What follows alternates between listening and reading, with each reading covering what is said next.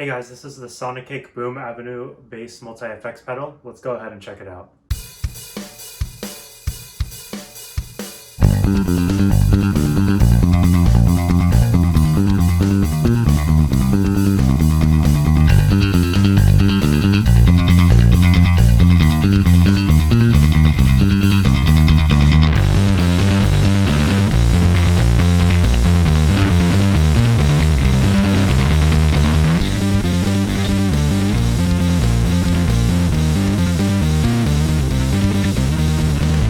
So before going into the review, I just do want to state that Sonicake did send me this pedal. They didn't specify any requirements for the video though, so I'm going to be giving you my honest thoughts. So this multi-effects pedal has 4 effects. It has a boost compressor, it has a fuzz, a preamp, an octave pedal, and then it also has FX loop and XLR out. So the signal chain for this pedal, boost compressor first, then the fuzz, then the preamp, then it does the effects loop, and then lastly it does the octave. So I'm going to dive into the preamp first. I'm actually going to read from the manual that came with this pedal. It's really small, but it's great for beginner basis. You know, there's like some manuals, example like synth pedals that are very overwhelming for some people, myself included. So I'm going to read you what they said about the preamp. So what they wrote for the preamp is a classic. We try to pay our tribute to the legendary classic SVT style tone. So it's kind of similar to a Sansamp as well, I would say, and it's just a smaller version of that.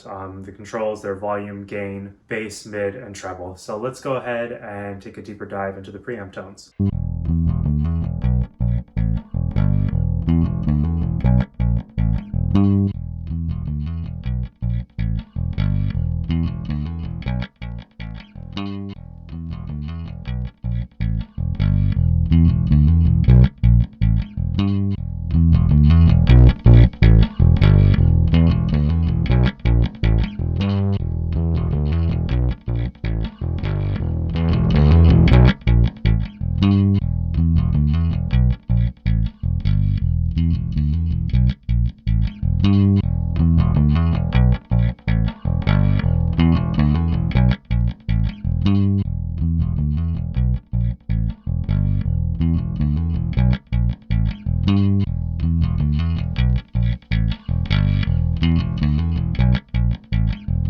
Alright, so I'd say the preamp is actually my favorite part of this pedal. It adds a ton of life to my bass tone. Easy to use, very similar to Sansamp. Not exactly the same, but you don't have that $200 price tag on this pedal. Alright, next I'll be going into the fuzz. I'm going to read you another part of the manual. So the fuzz, it's a pretty standard fuzz. Think about a Russian muff with some additional EQ twists. So let's go ahead and hear this fuzz.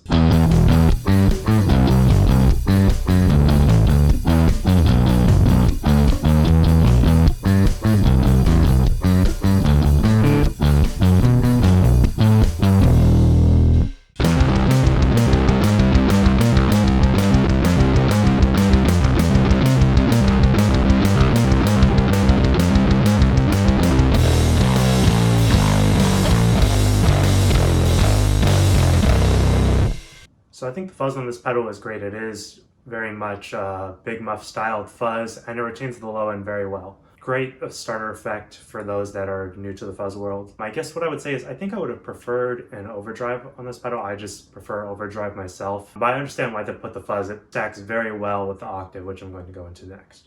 So the octave on this is pretty similar to the OC2. It has a dry signal, -1 and -2 sub-octave. There's no like tone or I guess like girth control to change the voice of the octave. But let's go ahead and hear how it sounds.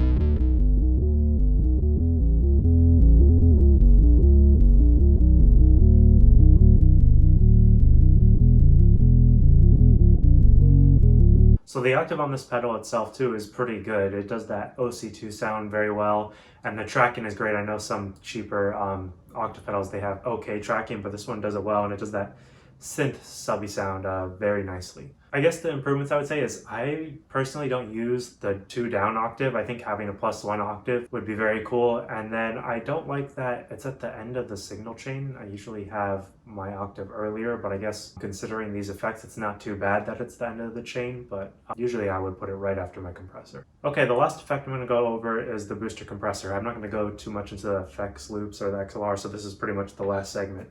So let's just go ahead and hear how it sounds.